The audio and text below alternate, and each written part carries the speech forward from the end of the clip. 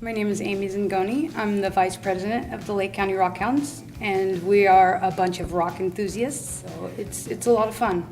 And since I've been here, I've learned so much about this land that I've lived here my entire life, but I've learned more about this place in the past 2 years of being in this group. So it's really interesting because there's no other place like this in the world. I mean, there's so many different things that you wouldn't even think of, like the Lake County Diamonds. You know, those are exclusive to Lake County. And people just think they're just glass, but they're really neat. We have a program which sometimes it's, John Parker will come in and do, like he did a thing about one of the resorts that burned down. And we have our last meeting, it was a flint knapper came in. It was really neat. So they set up a big tarp in the room, and we all sat around it, and he made arrowheads right in front of us. It was really neat. When we go on field trips, it's usually somewhere in the area, and usually someone knows what we're looking for. You can find jasper and onyx all around Lake County, and it's just a thrown together display. We're gonna redo it soon, but it just gives you an idea of the kind of things that are in our area that you wouldn't even know are beautiful until you crack them open and polish them. We meet the first Wednesday of every month at 5 p.m. at the Redbud Library, and you can just come to a meeting, and it's $15 a year, and that covers insurance on us for when we go on our field trips. And yeah, it's a lot of fun. And we have a lot of really interesting members that make it really fun. All ages welcome? Yes, absolutely. And it's for children I think it's 12 years and under. It's only $8 a year. We need the next generation to come in and step up and be enthusiastic about the rocks. Awesome. Anyway, it was a nice article that they did in the Mercury Times, but I didn't bring it. Anyway, I didn't either. It'll be in the newsletter. Yes, I will. Any more correspondence? No? This one on your list, is that old? No, this is, considered old? No, it's not, it's gonna be like old news or new news or something. How about unfinished business or old business? Okay, so we're digging for treasure, at the shipwreck days, and we do have some people signed up and everything. I think Jody did you bring some outfits or something? Did you bring anything? Oh, I went to the dollar store and I found swords, pirate swords, since it's Halloween, and a thing that you can put your hand inside and it's the hook. Yeah. And they have eye patches and they have scarves and. Cool. So people should put together a little costume, since it will be a costume thing. Oh, I have one. I'm already. Go Oh. ahead, Sandy. Since it's your idea. Yeah, go ahead, Sandy. Shipwreck days is up in Shipwreck. Shipwreck. Shipwreck days, not shipwreck days. Yeah. It's up in Lakeville on the 15th, and we always do a lot of stuff. This club does a lot of stuff for kids. We do free gold panning and stuff like that.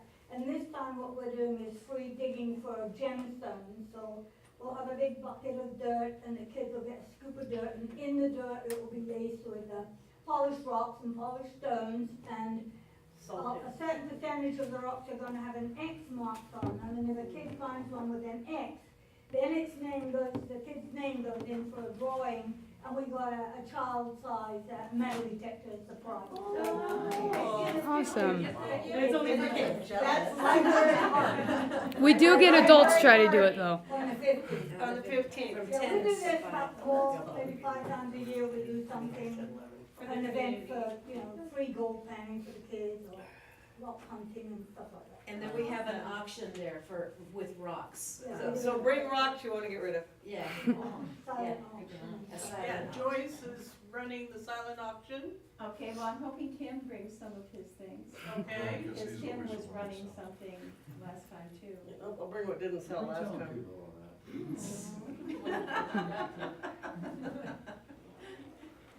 And also there's, last field trip, we went over to this, cave creek, ended up there, and there's a bunch of rocks of what they found, and Tim polished up some beautiful little pieces, we don't know what it is yet. Jada. Pretty though, so Yeah. during break time, come on over. Jada. Yeah, and look at and what he did a little cabochon out of one of them. Oh, that's cool. And Green. it turned out beautiful. I won't call them cabbage.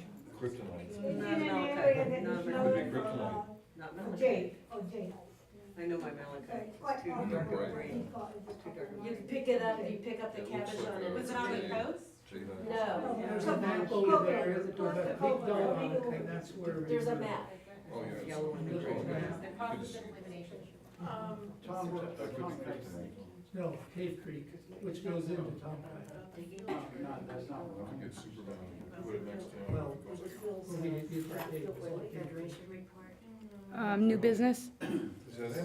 That's Jade, yeah. New business? Any new business? Well, I don't know if it's new business, but how many went over to the Santa Rosa Rock Show? I would like There's one to. this month. Okay, well, I went to that one. No, they're coming this. Oh, yeah, but I think that's more of the gym. Actually, the rock show isn't like it used to be. It's more dealers there selling their fancy little things rather than just the, I like Um, fancy. yeah, well, I know you do, but yeah, just not the rock. Anyway, I like jewelry. there was a gentleman there and they have the Santa Rosa Gold Diggers, which sounded fascinating. They meet on the third Wednesday of every month and they go out and look for gold. They have sluice boxes and they say from experience to beginners, families to individuals, everyone is welcome. And then they also had this one about the roaring camp over in Amador County and where you can camp out and do gold panning and, so anyway, but this one is like, when I looked it up, because they're not telling me the price here, it was like $325, not including your cabin or your stay, so I'm just saying, but so anyway, it's another, and there are other places there that you can, in Amador County that you can go and look for gold.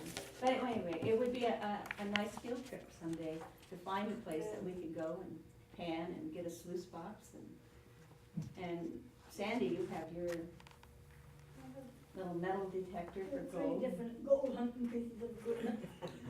John? They found that big nugget up there in Jamestown, Yeah. We heard about it, but you haven't heard about it since. I'm just wondering, Walked right over it, did you right? see a picture of it? Yeah, I did. Facebook. I saw it on TV. It was Okay, it was on Facebook. It was pretty Is this legitimate? Is this just a come on or is No, it? no, it's true. It was real. It's true? Yeah. When you go Who are you gold trusting for your? The news. Oh, the news.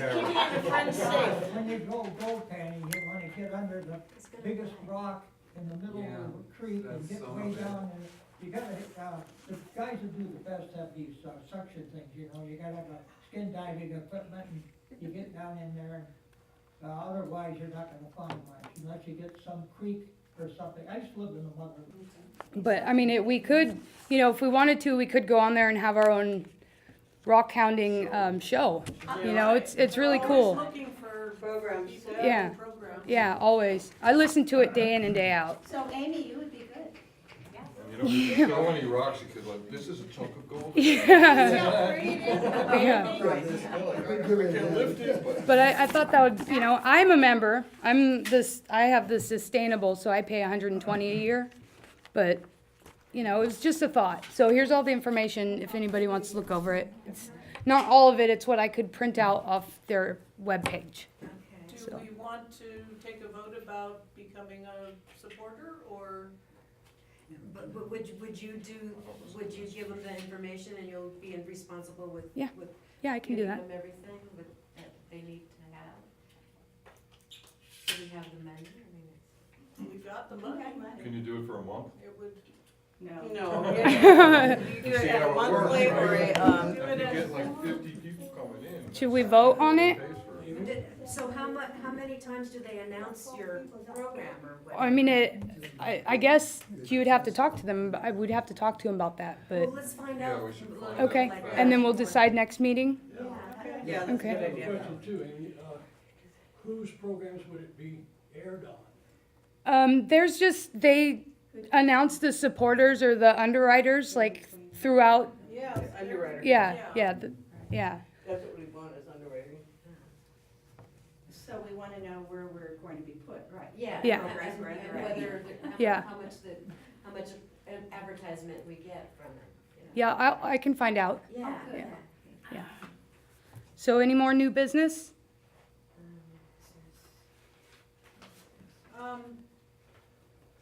Did we ever finish up about shipwreck days? Do people need to sign up more? I have a sheet for, sign up, but if anybody wants to sign up, but I think, And you can always just show up.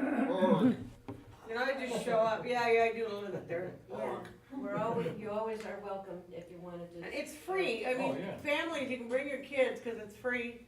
That's- yeah. And there's, How's the parking? it's just a, so it's vast parking. It's that whole little harbor dock area where you unload your It's in boats. Lakeport right, at the okay. At the library library, At the yeah. park, right by That's the the lake. fifteenth, you said, correct? Yes. Yeah, Excuse me? That's the 15th, correct? yeah. The 15th, and it's from 10 to 5. We're gonna dress up like a pirate, and we've got a great big box like an old chest that we're gonna put the dirt and the rocks in. Mhm. And that'll work out because over at the Lakeport Museum, they're also doing an event that day too. Plus they're doing the health fair at the fairgrounds. Yeah, it'll be a popular day, so a lot of people. Yeah, so there'll be a lot of people in Lakeport. Yeah. Yes. So no more new business? Yeah. Okay, Federation report. Okay, I didn't get the Federation report in the mail. Because we have to talk about. It usually comes first of the month, it didn't come in, but I have some other things. Any of you guys on Facebook? Yes. Some wonderful sites, Geology Wonders, Gem Hunter, Amazing Geologist. Amazing Geologist also has things like volcanoes and dinosaur bones and all kinds of neat stuff.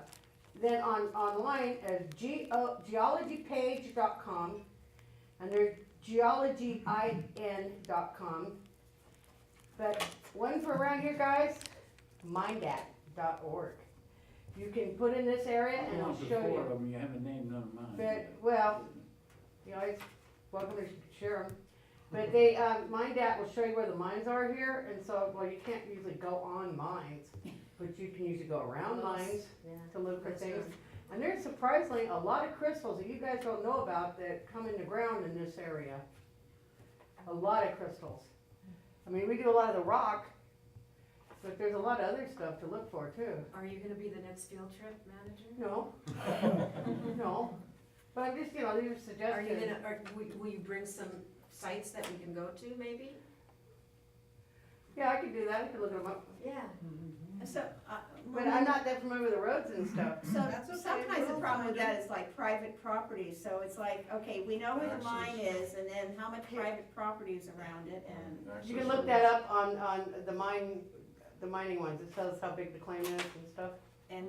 but And other also, there's a people are. bunch of claims for sale too. Yeah, and people are joining it, that's why, I mean, it's just, I know for private landowners, sometimes it's a problem. Well, no, I mean, but We're going you to- see where the mine is, you see where the property is, and you don't go past the signs. And usually mine claims don't have that much land around them. But generally you can go, if you're downstream from a mine up there, possibly there's gonna be good stuff in that stream or creek. Because gravity and all. Right, But yeah, okay. but I mean, I really like the Amazing Geologist because some of the on Facebook, because of some of the things they have, they just had one on a rock, underground that breathes, that it like gets wider and narrower. It's flexible. It's like something no one's ever heard of before. They That's all thought on, rocks are hard. that's on TV? Facebook. Oh, on Facebook. Yeah. May I have your list so I can Sure. put in the notes? Yeah, yeah. And on the other side is a mine, that one. Okay. Great, thanks. Okay. But, hopefully I'll get a report for next month. Yeah. So I'm going to be talking a little bit about archaeology. Everything I know about rocks comes from the archaeological field for me. I've wanted to do archaeology since I was 9 years old. It's something that's been a consistent passion. I really lucked out in college. I hear we have some college students here. Woo! Yeah. I went into college knowing exactly what I wanted to do. Graduated with the exact amount of credits needed to graduate because I was in there and I was really lucky that way. It's been a blessing because it introduced me to other scientific fields, one of them being geology. When you're digging, you run across a lot of rock. Do we love the rock as archaeologists? No! Because we're digging and our shovels tend to get stuck on the rock. But it is very important and I've learned a lot about it, and especially what it can tell you about the local environment.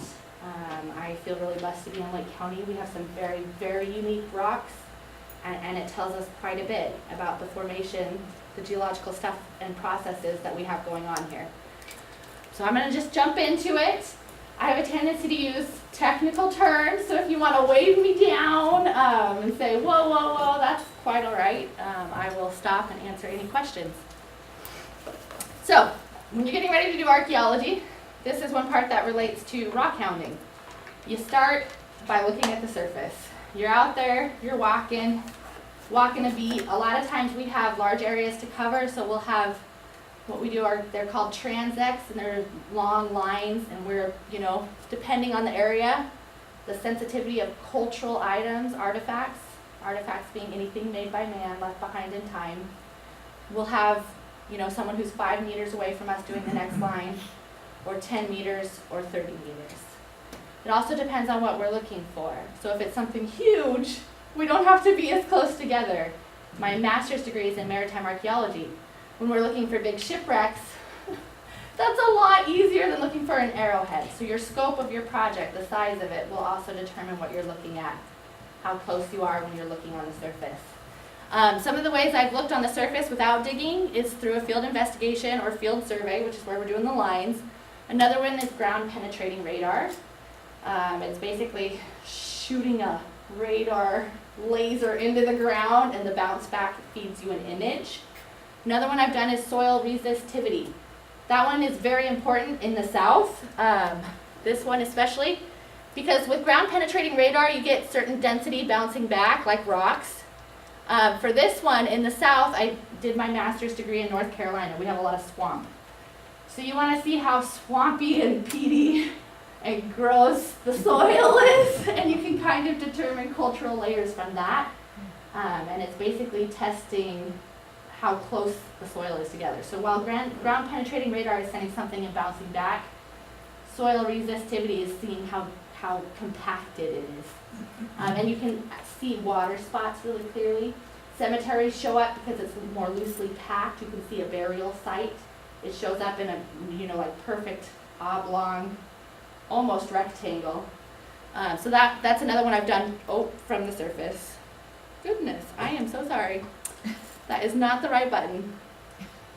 Okay, so the majority of the areas I've worked have involved volcanoes and sand. My undergraduate degree is from University of Hawaii. So I had quite a few volcanoes. It was pretty awesome. You've got your two main spouts, Mauna Kea and Mauna Loa. And the way the island's formed is from the plate shifting. Those little spouts are just persistent, and they keep spitting stuff out onto the surface. And as it does, it mounds up, makes a nice mountain. This is actually Oahu. We're looking from what they call the windward side, from the ocean currents. The northern side of Oahu is called the windward side. And this is looking at all the different formations of Oahu. You can see them, most of them in the picture. There's another one here. It's covered by cloud. So that was interesting because with the volcano you get several different types of rock and mineral from volcanoes. The Hawaiian terms A, apostrophe A, and pahoehoe. I don't know what the English version of pahoehoe is, but two different kinds of volcanic rock that can happen with these Hawaiian volcanoes. The other thing that we had a lot of in Hawaii was sand. So you pretty much either had volcanic rock, red dirt, which should sound familiar, or sand. And then I moved to North Carolina. We talked a little bit about the swamp and marsh. And then I came to Lake County, which has some extreme similarities to Hawaii. We've got our volcano, we've got Mount Konocti. We've got some interesting rocks and minerals that have come out of Mount Konocti. We've got some familiar red sand and red dirt. And we do get little deposits of sand. We have a lot more silt here. Silt is something that's very common here. And these are all different types of sediment. It's not so much the specific kinds of rocks. So actually when they asked me to speak, I was like nervous about that because I know dirt more than I know rocks. So I'm gonna share with you my dirt knowledge. Here's another example from Hawaii. This is one of the shorelines that I was working. This is actually not a dig I was on, but one that my company was on. I was in school, not able to go to this trip on Makalua, which was unfortunate, but it's interesting because with sand, a lot of times, if you can see these lines, this is what's called stratigraphy. And a lot of times stratigraphy is very distinct in rock. You'll see rock formations, different lava layers, which make lines, and that's called stratigraphy. You can see it a lot with soil, but people don't think of it as happening in sand. And when you are, we were kind of like the Eskimos. Like, you know how Eskimos have a lot of different names for snow? We had a lot of different names for sand in Hawaii. We were very much able to recognize different layers of sand. But this one in particular is great because it shows a volcanic eruption layer, which is wonderful for dating.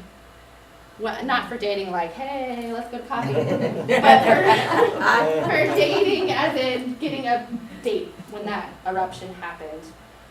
These layers are very important for us. If we find lithic here, a lithic is a stone tool.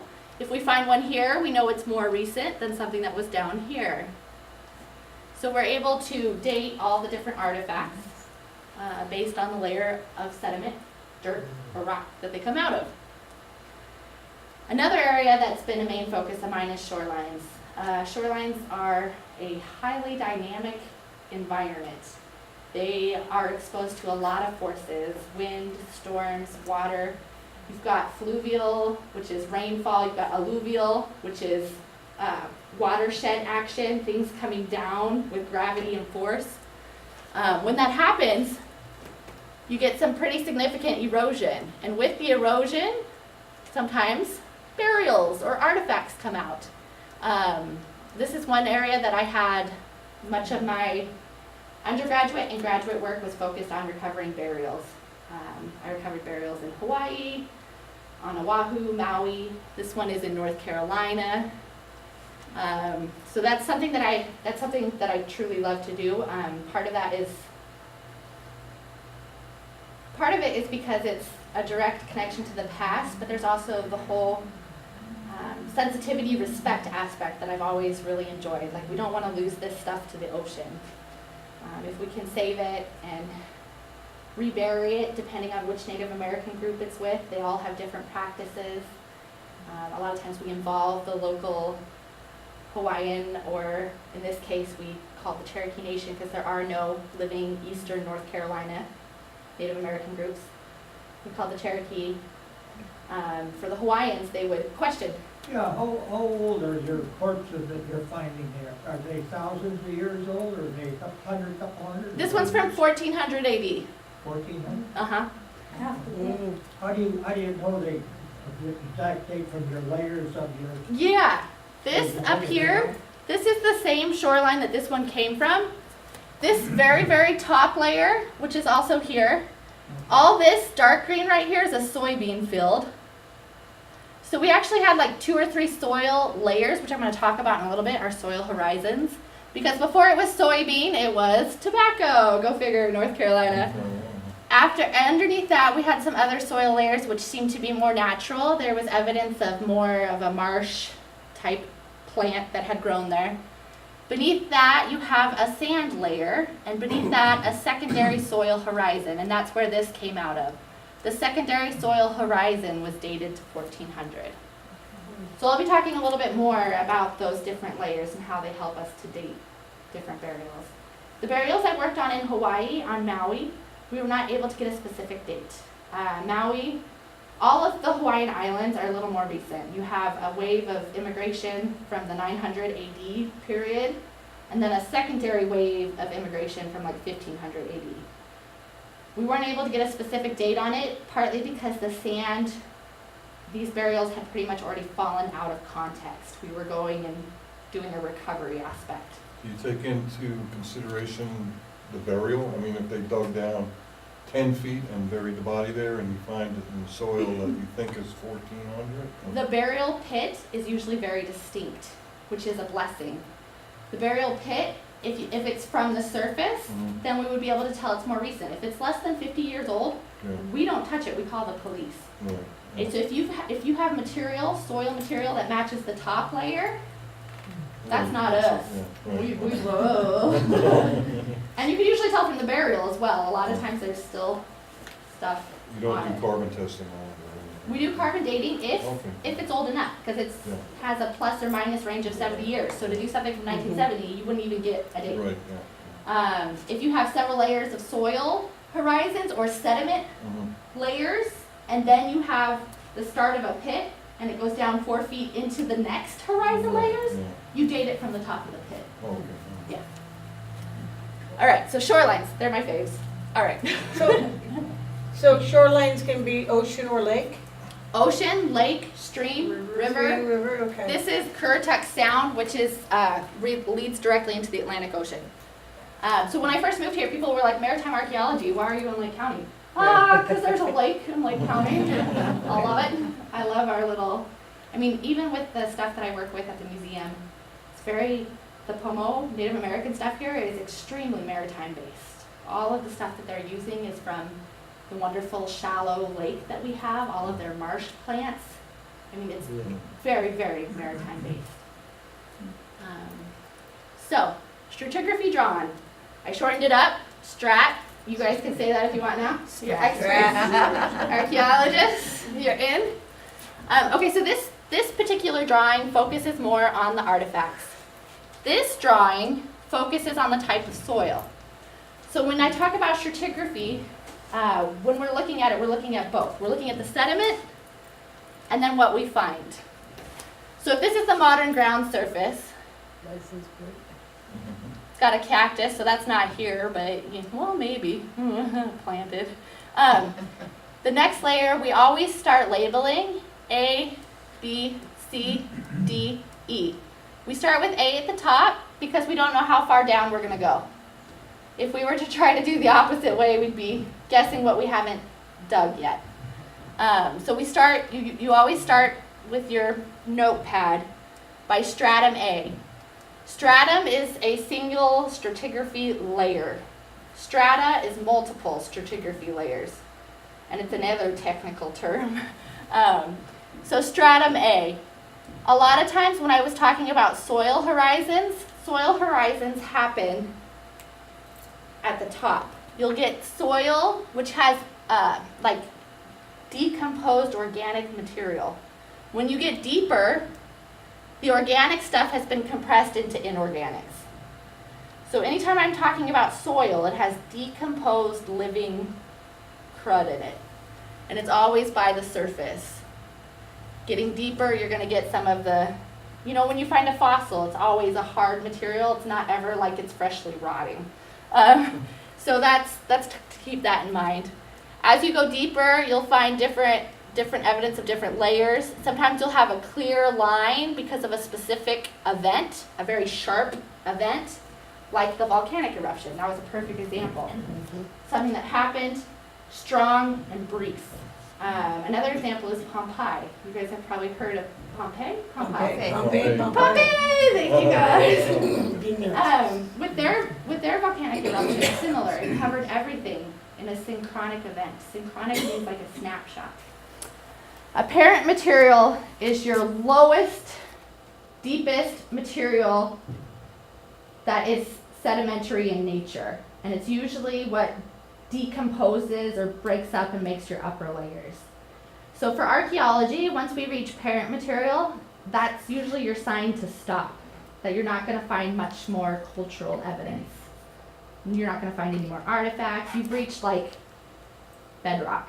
But it's not always rock, so I don't want to say for sure that it's bedrock, but you reach your hard layer and they almost never find anything underneath that. If they were to, it would be like a huge shifting earthquake kind of situation that would have done that. And I don't know of any myself. I haven't learned of any or read any in any reports. So when we're doing this, we have to determine if it's sand, clay, or silt, or a combination. So, I was talking about soil horizons. Your sand, clay, and silt, when it's combined, you have a really good soil. It's really good for growing in. You have sand, which helps to allow water through, which is good for growing.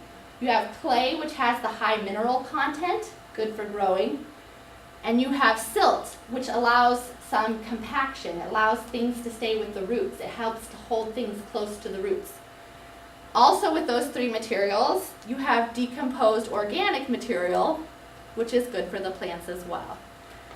This is Hawaii, looking out into the middle of the island.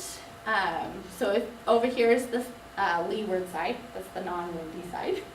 And I'm standing on the windward side, looking into the valley where they do all the pineapple growing. I don't know how many of you guys have vacationed in Hawaii. This is real close to the Dole Plantation. So it's really, really good for growing. They have all this decomposed material, and they have a really great sand, clay, silt mix. You get other areas where you have a soil horizon. This dark stuff has some real nice organic material in it, and then it's covered by sand. And this is in North Carolina. So the storms and hurricanes that they get can deposit a ton of sand, but sand itself is not so great for growing in. So you have this weird dying grass stuff. It's a scientific term for you guys. Dying grass stuff. I'm so a biologist. But yeah. And then underneath it you can see an older sand deposit. And here we have some red, which is very unusual for the area. I don't think it's clay. I'm not 100% sure. I think it may have been iron rich. A lot of times in the south they have tannic acid that builds up in the peats in the marsh. And sometimes it can be very red because of the decomposing of the oaks and other things that they've got, the black pines down there. Smoky Mountains. Yeah, it can be real red. I don't think it's clay though. But it does look like our red clay. It's similar in color. One of the ways that we determine what it is by determining the color. That's kind of important. When we mention the red dirt of volcanoes versus the red from tannic acid versus the yellow of the different kinds of sand, we have always, an archaeologist has with them their Munsell book. Munsell is the name of the guy who did all the color coordinating for the Munsell book. He came up with a very specified numerical system for every single color, which is awesome. I'm glad I didn't have to do it, because blah. It's really hard because you're in the field and you're looking at a clump of sand and you're holding, these are little holes, and you're literally holding it under the holes and you're like, does it match this one? Does it match that one? And then you can look at it and it'll look one way to you and it'll look different to someone else. It's like, what if you're colorblind? Yeah, then you're just like, well, it's sand. Here you go. It's all gray, wait. It's all gray. So it definitely, but if you get to the right page, some of these pages are bright red, some of these pages are bright green. There's green sand in Hawaii. I actually used the green page, it was crazy. But if you're on the right page, it can help people later on to know what you're looking at. So it is helpful. It does let you know, that's one of the first things you do. You get your material, your sediment in your hand, and you determine the color. This is something we talked about a little bit already. Sand, clay, silt. Remember I mentioned that a mixture of all is really good for growing. Another term for a mixture of all three is loam. People really like their loam for growing. When you're looking at it, you try to determine how much of each there is. This can help you determine not only what it is for your paper when you turn it into your boss. You're like, here it is, sandy clay, that's what I was digging in. But it also helps you to know about the environment that the people were living in. If you find your artifacts and you find that there's more sandy loam, they're gonna grow different things than if they have clay. Clay would require a plant that has roots that can dig deep, whereas a sandy loam, they could do a different variety of plants that didn't have to grow, didn't have to have such strong roots. So it tells you a lot about your environment, as well as some of the processes we already talked about. If there's sand in there, you gotta ask yourself, where did the sand come from? What events brought this about? How would those events have affected the people who lived there? So that's my triangle. I kind of nerd out about that. We do a project for the 6th graders. It's called Digging Archaeology. And I always with the 6th graders, I'm like, refer to your triangle, and they never want to. I always have a sample of like, we have little plates out that have actual sand, silt, clay, and they're tactile, so they just want to like get in there and like, blah. And I'm like, look at your triangle, and they're like, whatever, mister, whatever. It's okay though. Okay, so here's an example with the actual soil. We looked at the stratigraphy. We saw the examples of the drawn strats. We looked at different colors, the importance of color. We looked at naming it. Here's what it looks like once you've finished digging, when you've reached your layer where you're going to photograph the stratigraphy. So this, in the south and along the eastern coast, was the woodland cultures. And in the woodland cultures, you have distinct periods that are easily recognizable throughout the East Coast. There wasn't so much land shifting and craziness like there was on the West Coast. East Coast is a little more like, if you see it like that in North Carolina, it's going to look a little bit similar in South Carolina. It's going to look similar in Virginia. So you have your late woodland period. You have early woodland with a pit. You have your middle. Like what years, what part of the century would the early woodland be as opposed to the archaic? Late woodland is 1300 AD through 1700 AD. Early woodland is 800 AD to 1300. Okay. Middle and late archaic is far longer. You're going to get back into like 200 BC. Okay, okay. Your early archaic is like 200 BC to 600, 800 BC. So that one's, Okay. and then under woodland, archaic, Paleo-Indian is before that. Paleo-Indian layers are the deepest, some of the earliest that we've found. So that's dating like 12,000 before present. Oh, okay. So those ones are extremely old. Part of the problem with the Paleo-Indian layers is that the stuff where we found things are often closer to the coast and a lot more compacted than this, which makes dating problematic. So you get archaeologists arguing back and forth. It's not that late, it's not that early, it's carbon dated again. You know, it's all over the place. It's pretty conclusive though that we've got 12,000 before present for Native Americans throughout the United States. So you got some consistency. This layer, I included this because this top layer is fill. Fill is when they take a bunch of sediment from somewhere else, dump it on the area to level it out. It's something that they do, and it's very frustrating because the area that they took it from could have all kinds of stuff. And it can also be inconsistent in how they filled it. They dump a barrel load of, trunk, what's that called?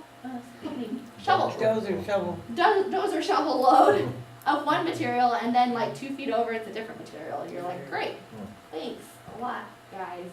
A lot of what happens on the coast is that they'll dig in the sand, and they'll try to make the shoreline more clear, and they'll chuck it somewhere else. So you get some mixed material along the shorelines because they're trying to make it deeper for ships and anchorage. So the fill. This is indicated as a gravel fill, and the line, while the lines go straight across, you guys can actually see that it kind of tapers off over here. And then there's a few rocks that go deeper, and that happens with your heavier material. If it's subjected to alluvial, which means rainfall, pluvial with a PL means rainfall. If it's subjected to that, your heavier items are going to sink into the lower layers. So you get rocks that go down. Sometimes you get gravel that falls down into lower layers. And then here we have the cultural deposit. We have the beginning of a burial here. And these can be a variety. The stratigraphy layers can be as thin as a few centimeters all the way to several feet, depending on where you are and the activities, the environmental conditions that it's subjected to. Here is the foundation for a building or a wall. Here you can see a very distinct pit layer. And the question that you asked earlier about where the pit and how you date, this is one reason I really like this one, is because you can see that it doesn't break through this layer. So you know that whatever, this was probably a midden pit. Your burial pits are like this. Midden pit? Oh, sorry. Garbage. Means garbage, trash. Thank you. It's the stuff you chuck. It's our fancy word for it though, so we're not walking around being like, this is the journal. This is garbage. Check out the cool garbage we found. So midden. Midden, okay. So this was most likely a midden pit. You can also kind of guess that because a lot of times you find midden pits close to the houses. So if you had an area that was like, this was one room and this was a room and they just were throwing their crap outside by the house. So yeah, so that's a fun one for stratigraphy. These are some of the stratigraphies that I did with burials. This one's kind of, here, this one we have, this is the soybean layer. And this is the green bean layer, and we hadn't quite finished digging yet. This is in the process. So we have just a little bit. In here too, we had quite a bit of shells, which at first we thought indicated midden, but we were just so close to the coast that it was natural shell deposit. We thought it was midden from Native Americans who were throwing out their shells. Out the window, huh? Yeah, throwing out the lodge. Throwing it out the lodge. So everyone has midden. That's one thing that's consistent. Throwing a TV at it, too. This is Harbin Hot Springs. I don't know how many of you guys knew, but when I first moved here, the county was like, hey, an archaeologist, we need one to help with the valley fire. I was like, all right, cool. And they had me working at Harbin Hot Springs and a couple of other sites. I didn't have to do residential, so that means I didn't have to do anybody's homes, which was good because that would have been a lot. Like just too much. But I did get to work at Harbin Hot Springs and it was difficult. It was difficult because I wasn't doing the digging myself. So, and also because they were trying to expedite the process. So they were using quite large machinery to remove material. So they would remove, but layers at a time. So they were kind of doing my job just on a large scale. And then the other thing that was a little bit different is that they were digging 6 inches from beneath anywhere where the building had fallen. So this slope, there was a building up here and rubble had fallen down the hill. So this, I kind of had to change my mindset from digging down in a square and like tilt. And then they'd remove the 6 inches and that would be one layer altogether. And it worked out okay. It was just a different situation. Here's a straight scraping next to a wall. This wall dates from the Stupa Ridge Resort, which was 1918 to 1936. That one was pretty straightforward. They scraped, I saw a few things, I took a picture, picked them up, recovered them, washed them so they wouldn't be asbestos-y. And so that one was pretty straightforward. We also had a lot of this happening where there was historic walls. That because of all the trees that were downed, you had erosion problems and things were falling apart. These were kind of interesting because there was always artifacts on the other side of the wall. But this is fairly consistent. There's no distinct stratigraphy in here. So I feel like this is, yeah. Did you say Phil? Phil, yeah. Yeah, we're learning stuff. That's awesome. Yeah, I think that this is Phil. And then this is all really well landscaped. And there's evidence that there was a early vineyardist for Harbin, Marier, who grew his vineyards here. So I think he did some land modification. It's way too consistent for it to just be natural that way. So it's interesting. This is some of the things I found at Harbin. This is the fountain at the entranceway to Stupid Ridge Resort. You can also see some of the the slopes that have been carved into a little bit in the background. Horseshoe. This is a horse bone. These are cut cow bones. The horse bone was naturally broken. It wasn't cut, which indicates that it had died of natural causes and been buried and then just broken into pieces, or it had died and had breaks before it died. I would have needed a microscope to determine if they were post-mortem or ante-mortem. For this is a deer bone that was out in the midst. It had been burned and bleached white from the fire. This one was a creamer cow vase, which was from really close to the springs. This was a piece of pottery that I found. This one was at one of the farther back resort buildings. But it worked out pretty well. It was a lot of communication with the construction crews, training them what to see, because they were the ones doing the machines. So telling them when they hit metal, like, take a break. Oh. Let me come look real quick so I can just double check it, because there's a lot of metal. So they were doing the top metal, which was not me at all. But when they hit dirt, if they were hitting metal in the dirt, I wanted to come take a look. If they were hitting rock in the dirt, I wanted to come take a look. A lot of this stuff, Harbin, I just packaged up, cleaned using fume hooded gloves, and then returned to Harbin. So it was an interesting experience. And that is the end of my slideshow. Are there any questions? Did you find anything really old there? You know, like. There's a bell from the Victorian period, 1880s. It was gorgeous. Two faces with a crown shape at the top. Beautiful. It was big, or? Small. It was by the entryway, and when you're first driving in up towards the springs, you have the choice. There's the first fork, and left is towards the springs. I don't know how many of you have been there. Yes. Let me just describe. But yeah, it was by the entrance, the historic entrance gate. Yeah.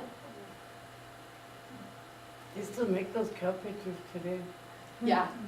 Yeah, that one wasn't too, I was guessing like 1940s for that. Well, I think, in the family, we had one for the turn of the century, same basic style. Nice.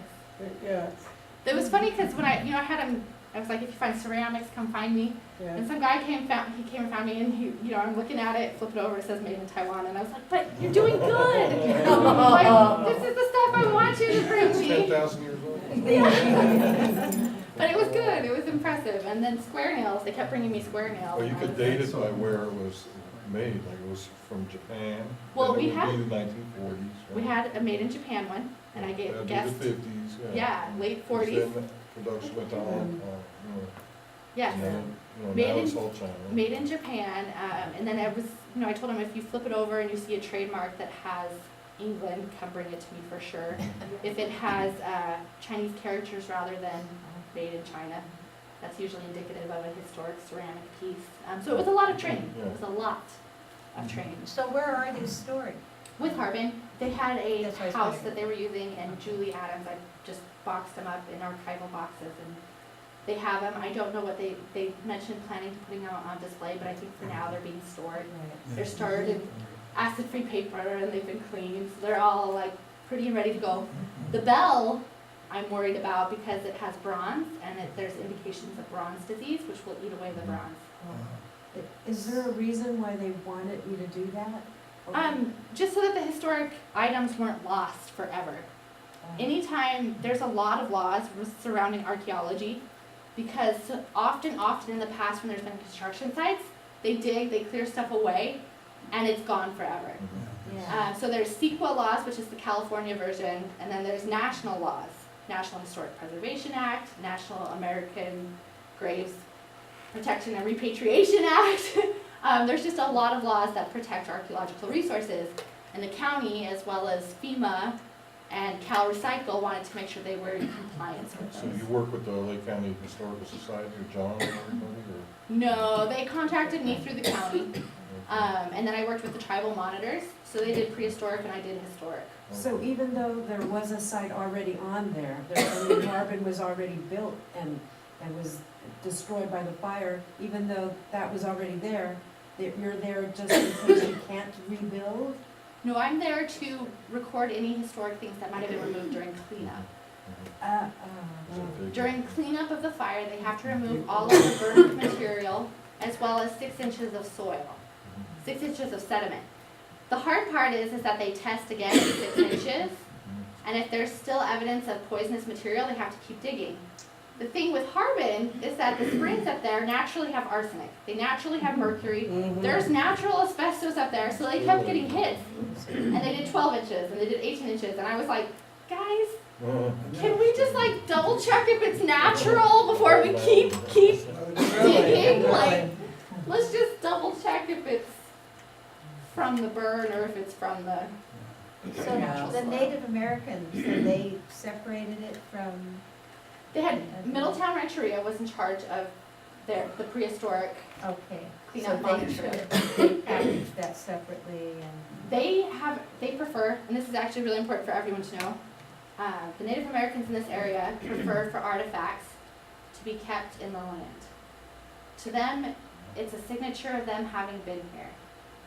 It's their connection, it's their proof, it's their identity that they were here. So anytime that we find one on an archaeological site, the majority of the time it's reburied to retain the signature. Moved over a little bit, but reburied to retain that that's who they are, that's where it was. As an archaeologist, does that make my heart break a little bit? Yes, because I want to look at it and study it. But Could there's you something. take pictures of it? Yes, and they do too. Okay. They take pictures as well. Stephanie Reyes is, I think her report's almost done on all the prehistoric archaeological resources that they found. It's interesting, she's the Tribal Historic Preservation Officer, which is a nationally recognized job. And she's the Tribal Historic Preservation Officer for Middletown Rancheria. But she did her undergraduate at University of Hawaii. So we were out there and I was like, Nice. hey, we just started chatting about that stuff. But it was a really good experience. It was nice working with them and learning. It was really good too because Harbin is huge. So they had 2 tribal monitors and then there was me. So we couldn't cover everything by eyesight. So there was at one point where Dan sent me a text message. He was the tribal monitor and he said, there's this really cool site, you gotta get out here. So I went out and I checked it out and I was actually able to keep them from digging it up because there was evidence that it had burned in the early 1900s. And I was like, leave it, just leave it. And they did, because I had like a picture from the state archaeological, they store everything, the state archaeologists, and they had a picture from a study done earlier that showed that it was already bare ground. So they saved it, and it had all kinds of horseshoes, and there was like a concrete bag where the burlap had gone away, but you could see the burlap design. It was cool. It was really cool. Yeah. Right. Thank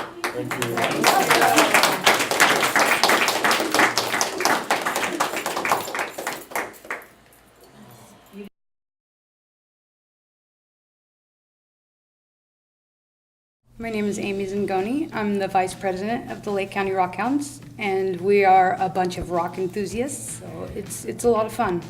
And since I've been here, I've learned so much about this land that I've lived here my entire life, but I've learned more about this place in the past 2 years of being in this group. So it's really interesting because there's no other place like this in the world. I mean, there's so many different things that you wouldn't even think of, like the Lake County diamonds. You know, those are exclusive to Lake County. And people just think they're just glass, but they're really neat. We have a program which sometimes it's, John Parker will come in and do it, like he did a thing about one of the resorts that burned down. And we have our last meeting, it was a flint napper came in. It was really neat. So they set up a big tarp in the room, and we all sat around it, and he made arrowheads right in front of us. It was really neat.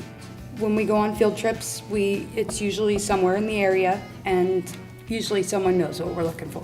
You can find jasper and onyx all around Lake County, and it's just a thrown together display. We're gonna redo it soon, but it just gives you an idea of the kind of things that are in our area that you wouldn't even know are beautiful until you crack them open and polish them.